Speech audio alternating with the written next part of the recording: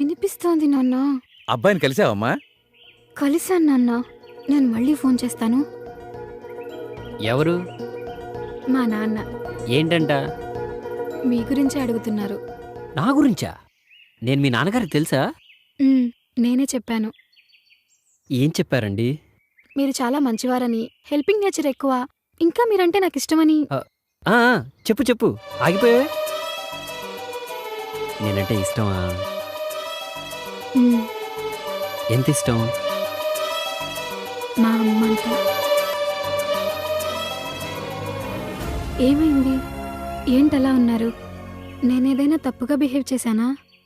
లేదు, నేనే నా గురించి మీకు చెప్పకుండా తప్పు చేశాను. మీకు తెలిసి నాకెవరూ లేరని. కానీ నేనేం చేస్తానో మీకు తెలీదు. అది తెలిస్తే నేనంటే ఇష్టం ఉన్న మీరు నన్ను అసహించుకుంటారు. నేను ఒక దొంగని. చిన్నప్పుడు ఆకలి బాధను తట్టుకోలేక ఓ టిఫిన్ బండి దగ్గర కడుపు నిండా టిఫిన్ తిని వాడు పైసలు అడిగితే పరిగెత్తాను. అప్పటి నుంచి ఇప్పటి వరకు పరిగెత్తూనే ఉన్నాను. ఎప్పుడైతే మిమ్మల్ని చూశానో ఆ క్షణమే ఆగిపోయాను. మీరు ఒప్పుకుంటే మీతో కలిసి నడవాలనుకుంటున్నాను. కానీ ఒక్కటి మాత్రం నిజం, మీరు ఒప్పుకున్నా ఒప్పుకోకపోయినా నా పాత జీవితాన్ని పాతిపెట్టి కొత్త జీవితాన్ని ప్రారంభిస్తాను. ఐఎమ్ రియల్లీ సారీ అండి. ఈ విషయం మీకు ముందే చెప్పాల్సింది. అదిగో మళ్ళీ అండి అంటున్నారు. సారీ స్వాతి. మీ మంచితనం ఏంటో మరోసారి నాకు అర్థమైంది.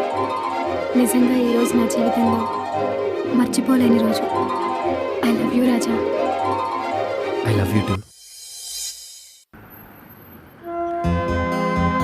ఏంటి బాబాయ్, ఎక్కడికి వెళ్ళొస్తున్నావు? సరుకులు కొని తీసుకొస్తున్నారా? ఎరా రాజా, ఏదో ఎగ్జామ్ రాయటానికి వెళ్ళావు కదా, రిజల్ట్ ఏమైంది? కాయా పండా? ముందు స్వీట్ తీసుకో బాబాయ్. నోరు తీపి చేస్తున్నారు అంటే ఏదో గుడ్ న్యూసే అయి ఉంటుంది. ఒకటి కాదు బాబాయ్, 2 గుడ్ న్యూస్లు. రెండా? అవును బాబాయ్, ఆ రోజు నువ్వు అన్నావు చూడు, ఎంతకాలం ఈ వ్యాపారం, లైఫ్లో సెటిల్ అవ్వండిరా అని. ఆ వ్యాపారాలన్నీ మానేసి ఉద్యోగ ప్రయత్నాలు మొదలుపెట్టాను బాబాయ్. ఓ సూపర్ మార్కెట్లో ఉద్యోగం కూడా వచ్చింది. ఇక నుంచి ఇష్టపడి పనిచేస్తూ నిజాయితీగా బతకాలనుకుంటున్నాను. చాలా మంచి నిర్ణయం తీసుకున్నావురా. కష్టపడి పనిచేస్తే కడుపే కాదురా, మనసు కూడా నిండుతుంది. నీ సంకల్పానికి ఆ దేవుడు కూడా ఆశీస్సులు ఇస్తాడు. దర్జాగా ఉద్యోగం చేసుకుంటూ హ్యాపీగా బతకరా. అవును, మరి ఆ రెండో వార్త ఏంటి? నువ్వు వినాల్సిన అసలు వార్త ఇదే బాబాయ్. అన్న పరీక్షలో పాస్ అయ్యాడు, ప్రేమలో పడ్డాడు. ఆ అమ్మాయి ఎవరో కాదు, ఆ రోజు డబ్బులు పోయాయి బ్యాంకు. అవును, ఆ అమ్మాయి పేరేంట్రా? స్వాతి బాబాయ్. స్వాతి పేరు బ్రహ్మాండంగా ఉందిరా. ఆ అమ్మాయి రూపానికి తగ్గట్టు చాలా మంచి విషయం చెప్పారా. ఆ అమ్మాయి ఉద్యోగం చేస్తుంది, నువ్వు ఉద్యోగం చేయబోతున్నావు. వారం రోజుల్లో ఎంత మార్పురా. ఎక్కడో ఉన్న అమ్మాయి నా టీ కొట్టు ముందు బ్యాగ్ పోగొట్టుకోవటం ఏంటి, అది నువ్వు తెచ్చి ఇవ్వటం ఏంటి, మీ పరిచయం ప్రేమగా మారటం ఏంటి. నిజంగా దేవుడు చాలా గొప్పోడురా. మీ ఇద్దరిని చల్లగా చూడాలి, సంతోషంగా ఉండండి. బాబాయ్, మా జీవితానికి పెద్ద దిక్కు మీరు. మీ ఆశీస్సులుంటే ఖచ్చితంగా బాగుంటాం. రేపద్రి అన్న, నువ్వు బాబాయ్తో వెళ్ళు. అలాగే. నేను అక్కడ షాప్కి వెళ్ళి ఓనర్తో నీ గురించి కూడా మాట్లాడొస్తాను. సరే అన్న. వస్తాను. ఓకే బాబాయ్. అన్నేమో దొంగతనాలు మానేయమన్నాడు, మన బాడీ ఏమో రాయల్గా రాబరీకి అలవాటు పడిపోయింది. ఇప్పుడు ఎలా? అన్నా, ఏమైంది ఇంత లేట్ అయింది? ట్రాఫిక్ రా, మామూలుగా లేదు, చుక్కలు కనబడ్డాయి. ఓనర్తో మాట్లాడాను రా, రేపటి నుండి మన ఇద్దరిని వచ్చి జాబ్లో జాయిన్ అయిపోమన్నారా. అంటే మనం ఎంప్లాయీస్ అన్నా? మన జాబ్ ఏంటన్నా? జాబా? వైట్ కాలర్ జాబ్ రా. అంటే నీది లోడింగ్, నాది అన్లోడింగ్. అర్థం కాలేదన్నా. అదేం లేదురా, వాళ్ళు సరుకులు ఇస్తారు, వాళ్ళు చెప్పిన చోట మనం డెలివరీ ఇస్తే చాలు. అంతేనా? అంటే మీకు ఓకేనా? అదేంటన్నా అలా అంటున్నావు? పర్లేదు చెప్పండి సార్. మీరు ఎక్కడుంటే అక్కడే కదా అన్నా. అంటే మీరు పెద్దోళ్ళు కదా. అదేం లేదన్నా. వెళ్ళి టీ తీసుకురా. సరేనన్నా.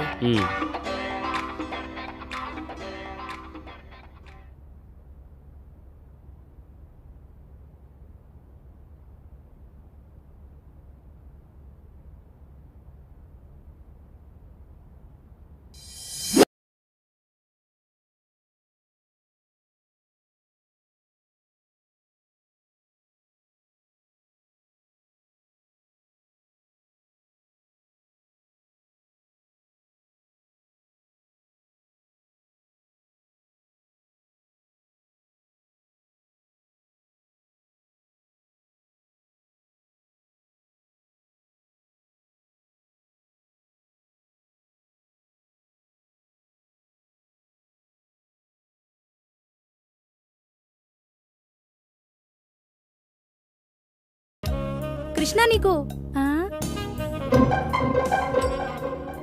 ఒరే పొట్టి పొట్టడా ఏంటమ్మా పొట్టి ఎక్కడ సచ్చావురా పొట్టడా? నా పేరు చిట్టిపట్టి కాదండి, బైగన్. ఏడ్చేవులే గాని అరే ముందు కృష్ణుడికి ఏమైందో చూడరా వెళ్ళు. దీంట్లోనే ఫిగర్ అనుకొని ఫీల్ అవుతున్నాడు. చిచ్చి చిచ్చి గోపిక అనుకొని ఫీల్ అవుతున్నట్టున్నాడు.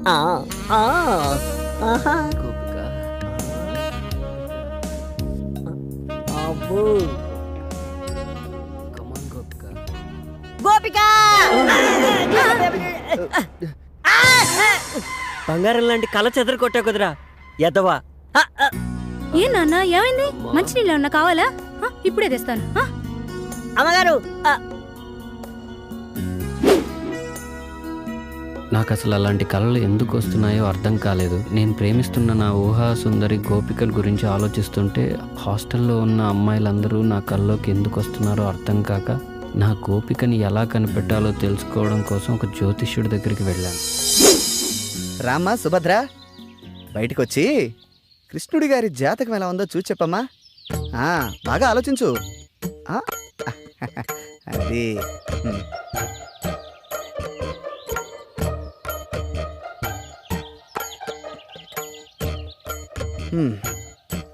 చూడైనా, నువ్వు చెప్పిన వివరాలను బట్టి మరియు నీ జీవితాన్ని క్షుణ్ణంగా పరిశీలించిన తర్వాత నీ సమస్యకు ఓ సమాధానం గోచరిస్తోంది. సాధారణంగా స్త్రీలలో మగవారిని ఆకర్షించే గుణాలను బట్టి మన పూర్వీకులు పద్మిని, శంకిని, హస్తిని, సిద్రిని అని 4 జాతులుగా విభజించారు. ఇప్పుడు నువ్వు చెబుతున్నటువంటి ఆధారాలను బట్టి నీ ఊహాసుందరి పద్మిని జాతికి చెందిన స్త్రీలా కనిపిస్తోంది. ఈ జాతి స్త్రీలను గుర్తించడం కొంచెం కష్టమైన పనే. ముఖ్యంగా వారి శరీరం నుంచి మగవారిని సంమోహితుల్ని చేసే ఒక రకమైనటువంటి పరిమళం వెదజల్లుతుంది. అవునా? కాబట్టి నీ కళ్ళలోకొచ్చిన ఆ అమ్మాయిలు విడిచిన వస్త్రాలను వాసన చూస్తే నీ ఊహాసుందరెవరో ఇట్టే తెలిసిపోతుంది. సరే, జ్యోతిష్కుడు నాకు చెప్పిన పని చేద్దామని హాస్టల్లో అమ్మాయిల రూమ్లోకి వెళ్ళాను.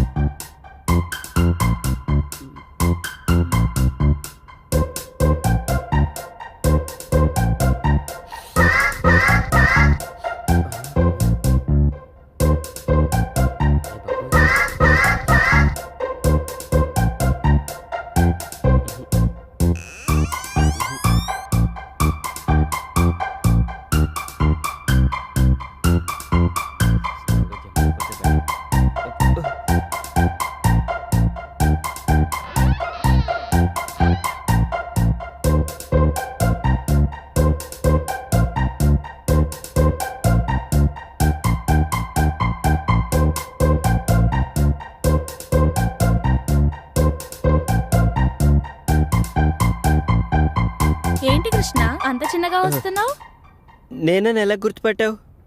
చంద్రుడు రావడం వెన్నెలకు ఎవరైనా చెప్పాలా?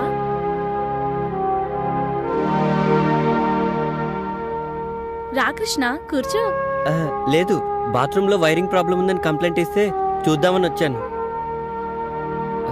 వస్తా.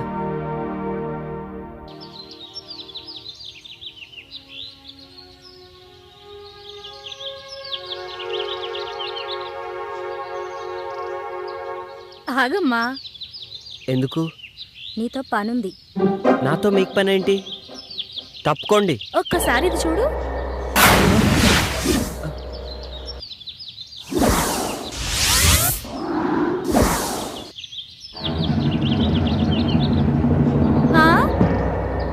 పనేంటో చెప్పండి. పద రూమ్లోకి వెళ్దాం.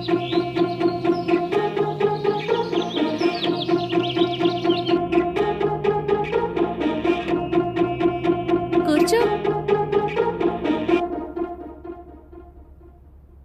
మేము నిన్ను కొన్ని క్వశ్చన్స్ అడుగుతాం. ప్రతి క్వశ్చన్ కి ఆన్సర్ సరిగ్గా చెప్పకపోతే నువ్వు నీ వంట మీద నుంచి ఒక్కొక్కటి తీసేయాలి. ఆన్సర్ కరెక్ట్ గా చెప్తే మావి ఒక్కొక్కటి తీసేస్తాం. నేను ఆడను. నీకు వేరే చాయిస్ లేదు. సరే, క్వశ్చన్ అడుగు. నా దగ్గర 2 బాల్స్ ఉన్నాయి, అవేంటో చెప్పు. బాల్స్ అంటే నాకు తెలీదు.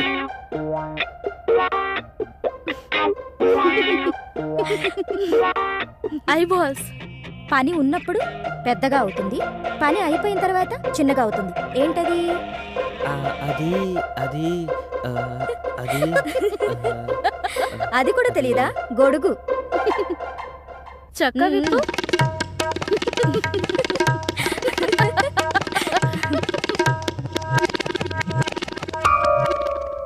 అయితే సరే, ఆడవాళ్ళకి 2 ఉంటాయి, మగవాళ్ళకి 1 ఉంటుంది. అదేంటో చెప్పు.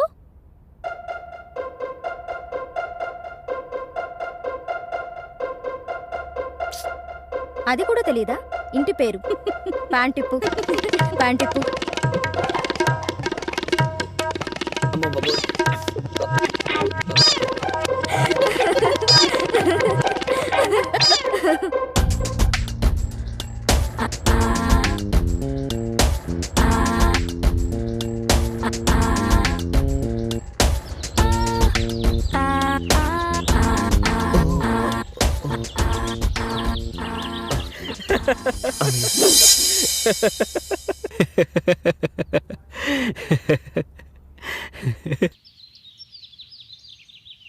ఎక్కడికమ్మా ప్రొద్దునే బయలుదేరావు? మీకు రాత్రే చెప్దామనుకున్నాను నాన్న, కానీ మీరు వచ్చేసరికి నేను నిద్రపోయాను. పొద్దున్నే లేచి చూస్తే మీరు లేరు. మాధవరావు ఏదో పనుందని ఫోన్ చేస్తే వెళ్ళొస్తున్నానమ్మా. ఏంటి విషయం? ఆయనకు జాబ్ వచ్చింది నాన్న, గుడికి వెళ్దామని బయలుదేరాను. గట్టిగా అనుకో, దానికి తెలిసిందంటే ఇల్లు మీకు పందిరేస్తుంది. సరే వెళ్ళరా, అబ్బాయికి నా కంగ్రాట్స్ చెప్పు. సరే నాన్న, అటునుంచి ఆఫీస్కి వెళ్ళొస్తాను. అలాగేనమ్మా. పిచ్చి తల్లి, సంతోషం వచ్చినా దుఃఖం వచ్చినా ఓర్చుకోలేదు. దేవుడా, నా బిడ్డను చల్లగా చూడు.